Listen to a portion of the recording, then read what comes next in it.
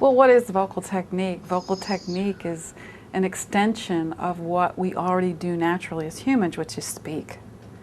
So if you take that speaking process and you extend it so that the vowels are sustained, you have singing. Now, are there further alterations that go along that are indicative of classical singing? Yes, there are. There are concepts of resonance and articulation that take speech and heighten it even further, so it can carry a great distance. It has frequencies within it that cut through an orchestra. That's what classical singing has to have in order to be that sort of a presentation of sound. In musical theater, you also have different presentations of sound that the body can make. But I think that each person has to strive to what their individual unique sound is. I don't think anybody should strive to a generic imitation. I do Barbra Streisand, or I do Eileen Farrell, or I do this sort of singing. It should always be an individual sound. And every teacher, I think, good teachers strive to allow the person to discover what their sound is. And that is in a direct correlation to their personality. It has to be. If it isn't, I think there's an element of falsehood in it. Also, you have to remember that in musical theater, it's much more like speech because there's spoken dialogue. So you're going immediately from spoken dialogue into singing. So if the color of the voice and the personality of the voice isn't the same, all of a sudden you're hit with a different sound.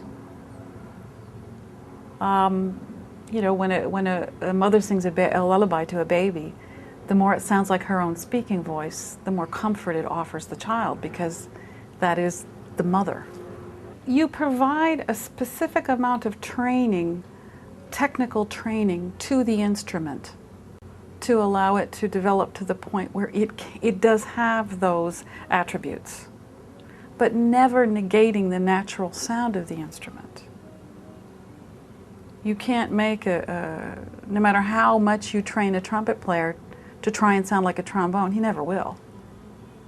He'll gain technique to play better as a trumpet player, but there's no way you're going to get him to sound like a trombone, because he isn't. Just like as hard as I try to imitate Jessie Norman, I can't. My instrument isn't the same size. It doesn't have the same attributes as hers. I'm of two minds of that. I believe that you should sing all sorts of musics. You should sing all sorts of songs. But if you're going to make a professional recording, I think you need to be sensitive to what the composer asks for. This is a fairly controversial subject. A lot of people in the opera field have made pop recordings. A lot of people in the pop field have kind of tried to do operatic performances in public and on recording.